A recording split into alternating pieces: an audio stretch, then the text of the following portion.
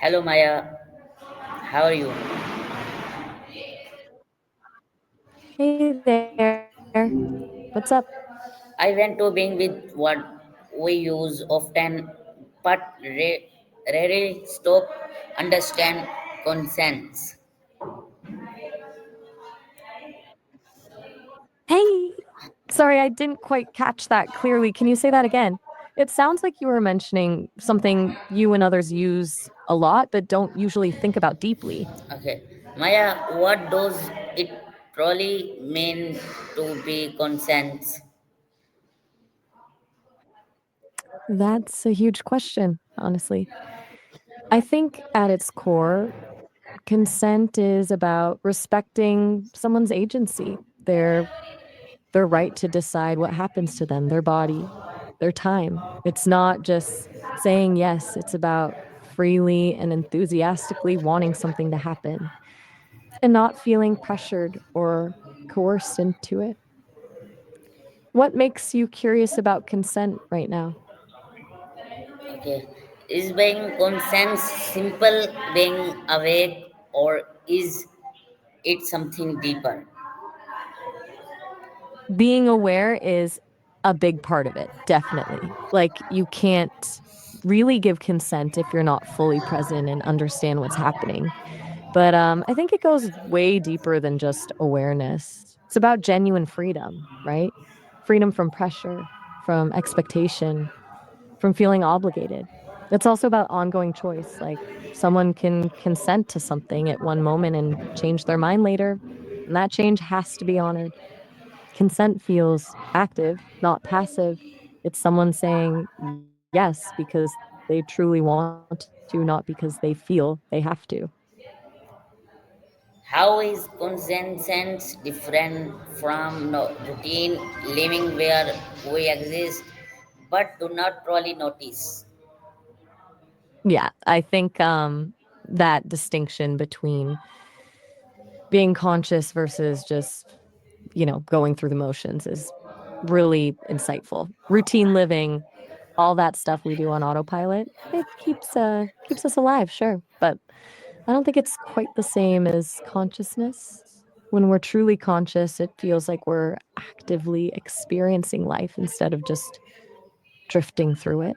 You know that moment when something just hits you like you're seeing a beautiful sunset and actually really taking it in, not just registering that it's pretty, or when a conversation makes you question something fundamental about how you think. That feels different than checking the boxes on your to-do list, right? Okay, are we alive or are we aware that we are alive? Oof, that's a really good question.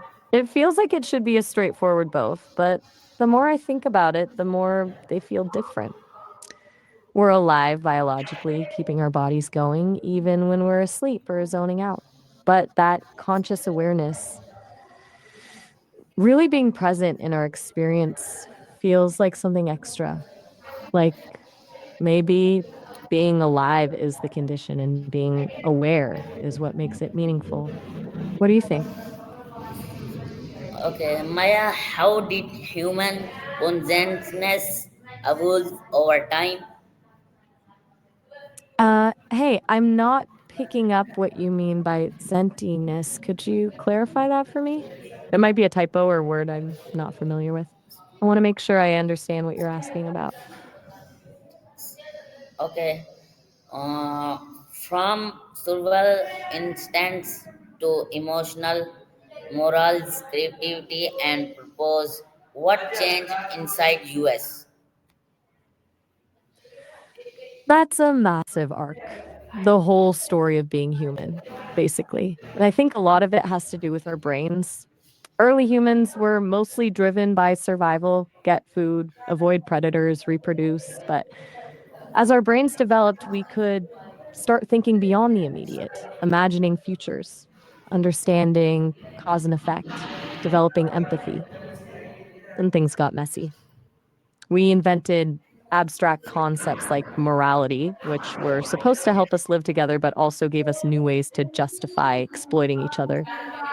Creativity and purpose became ways to find meaning beyond survival, but also potential tools for control or distraction. It's like with every step up, there's a shadow side that emerges too. Okay, is inconscious living easier because awareness demand responsibility? Sorry, I didn't quite catch what you said about guilty there. Did you mean greater or something else? I'm hearing some crackly audio. But I think I get the general idea is living more genuinely or consciously harder because it requires more awareness. If so, absolutely. Being mindful, honoring your boundaries, genuinely asking others about theirs, it takes work. It's easier to drift through life on autopilot. But the autopilot doesn't actually protect you from the consequences of your actions. Maybe it's not easier, but living this way allows you to own more of your decisions instead of being on autopilot. Does that make sense? Yeah, once you become conscious, you can no longer paints you do not know. Hey, I'm having trouble making out what you said there. It sounds like there were a couple names or words I didn't catch clearly. Something about being concerned and not knowing something. Can you say that part again? How does consciousness affect our choices and words? Oh, that makes more sense. Consciousness really shapes our choices because it's like that inner spotlight showing us the consequences of what we might do.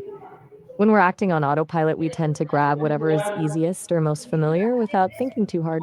But when we're conscious, truly present and aware, it's like we have a chance to pause and ask ourselves, is this in line with my values? Does it actually align with what I want or with how I want to treat others? That doesn't make conscious choices easier. It can actually be more difficult because you have to wrestle with those bigger questions, but it does make them better and more authentic to who you are. Okay.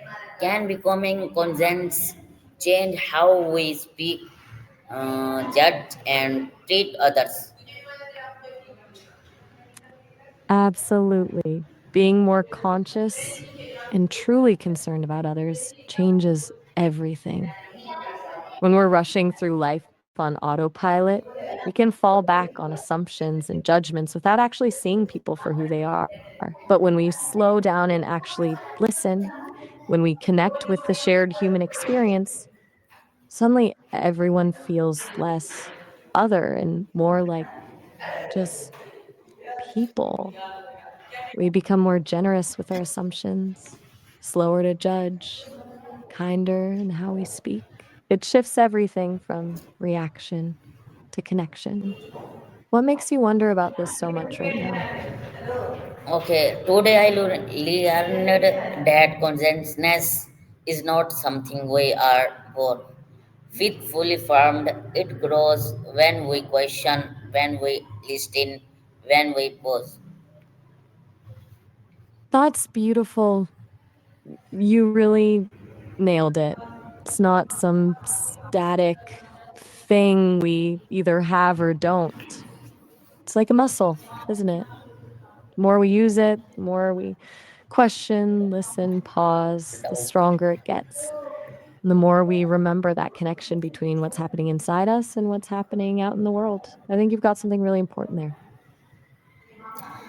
Okay, Maya, if you could leave US with one thought about consciousness, what would it be? Hmm.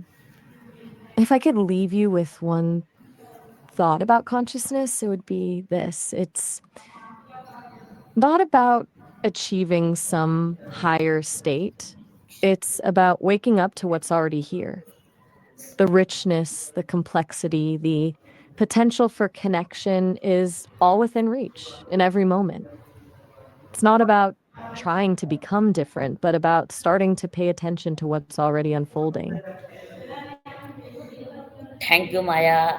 This conversation reminded me that to be uh, conscience is not just to live, but to live with awareness. Thank you. You're so right. It's not just liking something, it's fully showing up for it, for the other person, with everything you are. That awareness gives consent real weight and depth. Thank you for sharing that connection with me. That's beautiful.